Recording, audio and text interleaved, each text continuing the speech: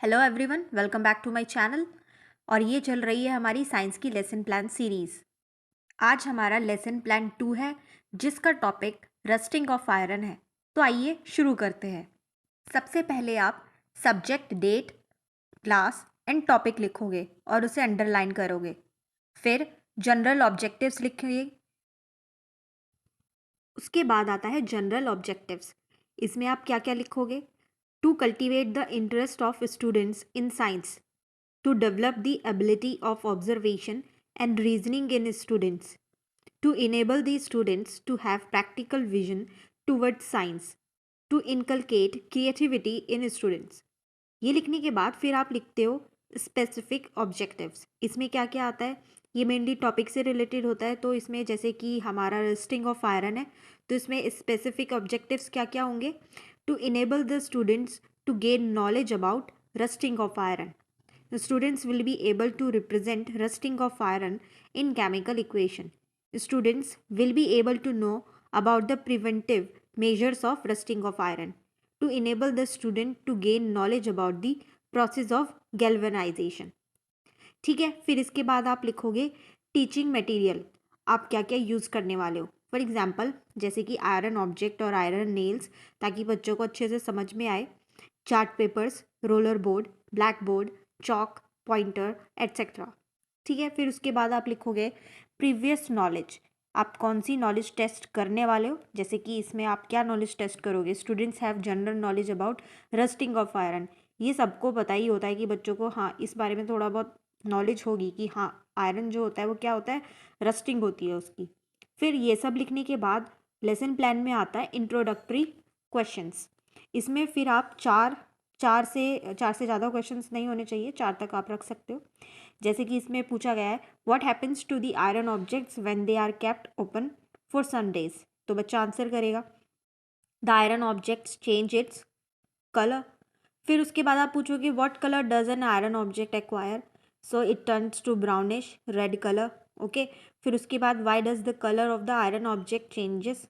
तो वो क्यों होता है? क्योंकि वो रस्ट हो जाता है, बच्चे बोलेंगे। फिर आप ये पूछोगे कि what is the process of rusting of iron? तो वो दे नहीं पाएगा। तो लास्ट वाला क्वेश्चन क्या हो जाएगा हमारा? इंट्रोडक्शन ऑफ द टॉपिक के लिए हो जाएगा। उसके बाद फिर आप क्या लिखोगे? इंट्रोडक्शन दोगे, टॉपिक का स्टेटमेंट लिख के उसको अंडरलाइन कर दोगे। फिर नेक्स्ट पेज पर आप क्या करोगे? 6 कॉलम्स बनाओगे।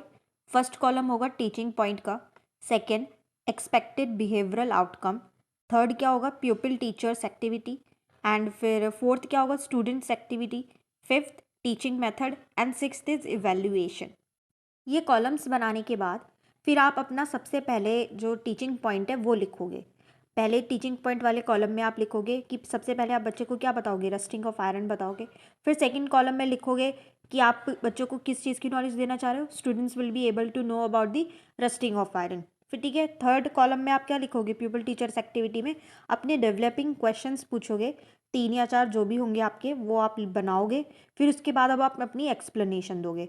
फिर फोर्थ कॉलम में उसके आंसर्स आएंगे और एक्सप्लेनेशन के सामने फिर बच्चे उसको ध्यान से सुनेंगे, तो आप वो स्टेटमेंट में लिखोगे। फिर फिफ्थ कॉलम में वही आप कौन सा मेथड यूज़ कर रहे हो, जैसे कि क्वेश्चन आंसर आप मेथड यूज़ कर रहे हो या जैसे कि आप दिखा रहे हो कोई ऑब्जेक्ट के थ्रू उसको कर रहे हो, तो जो भी मेथड होगा आपका फिर वो आपका क्या आ जाएगा? फिफ्थ कॉलम में आ जाएगा। डिमॉन्स्ट्रेट करके दिखा रहे हो तो वो भी आप लिख सकते हो। फिर सिक्स्थ में जब आपका ये पॉइंट पूरा कंप्लीट हो जाएगा टीचिंग पॉइंट, तो उसके बाद आप क्या करोगे? इवेल्युएशन क्वेश्चंस डाल दोगे, 1 या 2 जितने भी आपको डालने हैं, वैसे 2 सफिशिएंट होते हैं। फिर एक खत्म होने के बाद आप अपना सेकंड टीचिंग पॉइंट डालोगे, equation of rusting of iron. इसमें फिर वही सेकंड कॉलम में बच्चे को किस चीज़ की नॉलेज हो जाएगी? Equation of rusting of iron को आयरन की नॉलेज हो जाएगी, तो इसका स्टेटमेंट आप सेकंड कॉलम में लिख दोगे। फिर थर्ड कॉलम में क्या आएगा? फिर से वही डेवलपिंग क्वेश्चंस आएंगे, उसके बाद एक्सप्लेनेशन आएगी। और फोर्थ कॉलम में क्या क्या आ जाएगा? बच्चों के जो एक्सपेक्टेड आंसर्स होंगे, और फिर एक्सप्लेनेशन के आगे बच्चे उसको क्या करेंगे? Student will listen carefully. फिर फिफ्थ कॉलम में आप क्या लिखोगे? आपने जो भी मेथड यूज़ किया है क्वेश्चंस पूछने में या एक्सप्लेनेशन देने में, आप वो मेथड यहाँ पे क्या करोगे? लिखोगे। एक चीज़ और कि जैसे कि आप अपने एक्सप्लेनेशन के सामने अपना मेथड लिखोगी आपने कौन सा किया है, इसके बाद आपका जो चार्ट पेपर होगा ना, उसका मिनिएचर भी आपको यहाँ पर लगाना होगा, क्योंकि वो मस्ट है। इसमें नहीं लगाया हुआ है पर आप लगाओगे, छोटा सा उसको काट के चार्ट पेपर से, या आपके पास कोई भी शीट होगी वाइट शीट, तो आप उसको काट के यहाँ पर लगाओगे और जो भी आपका चार्ट पेपर होगा उसका मिनिएचर हर टीचिंग पॉइंट में लगेगा। ओके, 1 2 3। अब थर्ड टीचिंग पॉइंट आप लिखोगे, वो क्या है? Preventive measures and galvanisation. तो इसमें प्रिवेंटिव मेजर्स क्या होंगे और इसके बाद जो गैल्वेनाइजेशन होता है उसको एक्सप्लेन करोगे। ये आपका क्या हो जाएगा? थर्ड टीचिंग पॉइंट हो जाएगा। फिर सेकंड कॉलम में वही आप किसके बारे में नॉलेज दे रहे हैं बच्चों को? गैल्वेनाइजेशन में के बारे में और प्रिवेंटिव मेजर्स के बारे में। फिर थर्ड कॉलम में क्या आ जाएगा? वही सेम डेवलपिंग क्वेश्चंस आपके 2 3 जो आप फ्रेम करोगे, उसके बाद एक्सप्लेनेशन आती है। एंड फोर्थ कॉलम में जो पीपल एक्टिविटी है उसमें आप बच्चों की एक्सपेक्टेड आंसर लिखते हो कि बच्चे क्या क्या आंसर देंगे, और फिर एक्सप्लेनेशन के सामने वही student will listen carefully.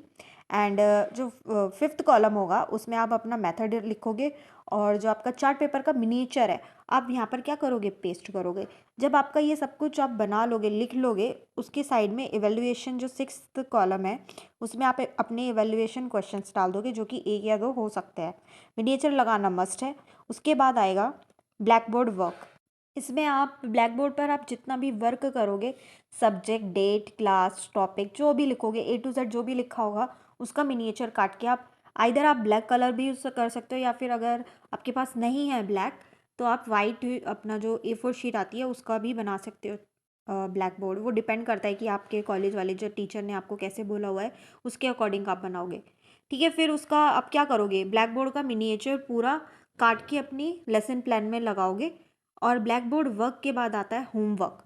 Homework में आप 2 3 पॉइंट्स जो भी आप उनको क्वेश्चंस देने वाले हो, जो कि रोलर बोर्ड पर लिखा जाता है, तो आप वो लिख दोगे यहाँ पे। और उसके बाद आपका क्या होगा? ये लेसन प्लान यहीं पर ख़त्म हो जाएगा, और हमारी इसके साथ यह वीडियो यहीं पर ख़त्म होती है। दोस्तों, अगर आपको मेरी वीडियो अच्छी लगी हो तो प्लीज़ आप इसे लाइक करें, शेयर करें एंड सब्सक्राइब करें, और नोटिफिकेशन के लिए बेल आइकन ज़रूर दबा दें, जिससे कि मेरी आने वाली वीडियोस के लिए आपको लगातार नोटिफिकेशंस मिलते रहे।